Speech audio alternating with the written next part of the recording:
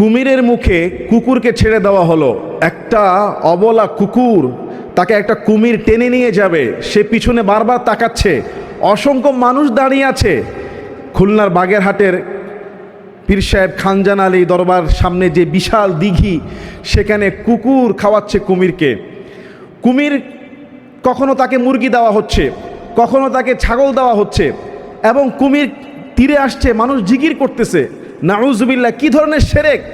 একটা কুকুরকে টেনে নেওয়া যাওয়া হলো, সে বারবার তাকাচ্ছে, সে হয়তো ভেবেছে যে কেউ একজন হয়তো আমাকে বাঁচাবে, কিন্তু না, সবাই দেখলো যে কুকুরটাকে সেই কুমির টেনে নিয়ে গেল। অথচ হাদিসের মধ্যে এসেছে, বানি ইসরায়েলের একজন ব্যভিচারিণী মহিলাকে, প্রস্টিটিউট একজন মহিলাকে আমার আল্লাহ মাফ করে দিয়েছিলেন শুধু একটা আমল করার কারণে।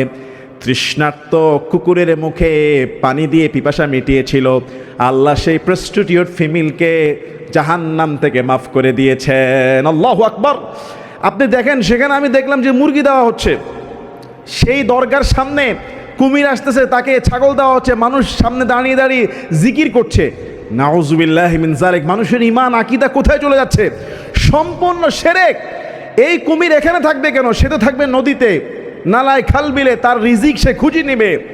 আর মানুষ এটাকে পীর সাহেবের বংশধর মনে করে, এটাকে শ্রদ্ধা করে, ভক্তি করে, ভালোবাসে, খাবার দেয়, মান্যত করে।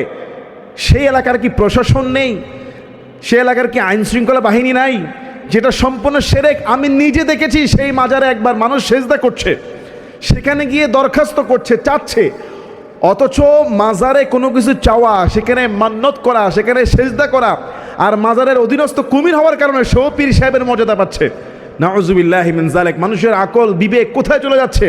অথচ রব্বুল আলামিন তিনি বলেন, ইন্নাশ শিরকা লাযুলমুন আযীম, নিশ্চয়ই সবচেয়ে বড় জুলুম হলো শিরক করা, আল্লাহর অংশীদারিত্ব করা।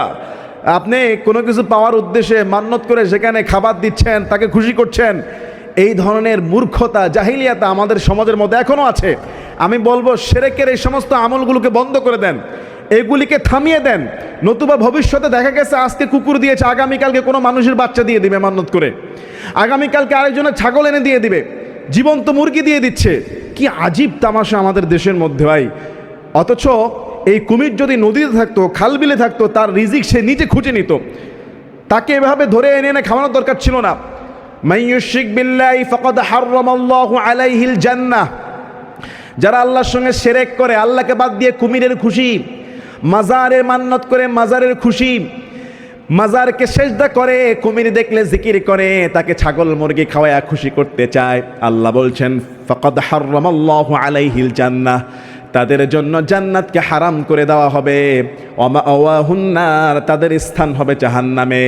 ওয়া মা লিয-যালিমিনা মিন আনসার, যারা জালিম তাদের জন্য কোনো সাহায্যকারী নেই। আপনি ওলি আল্লাহদের কবর জিয়ারত করবেন, তাদের জন্য দোয়া করবেন, কোনো আপত্তি নাই, কিন্তু দোয়া করতে গিয়ে তাদের কাছে সরাসরি চাওয়া, তার খুশি হাসিল করা, তার নামে মান্যত করা, তার দিগির কুমিরকে সেবা করা, নাউজুবিল্লাহ! আল্লাহ তাআলা এই সমস্ত শিরক থেকে আমাদের সবাইকে হেফাজত করুক। আল্লাহুম্মা আমিন।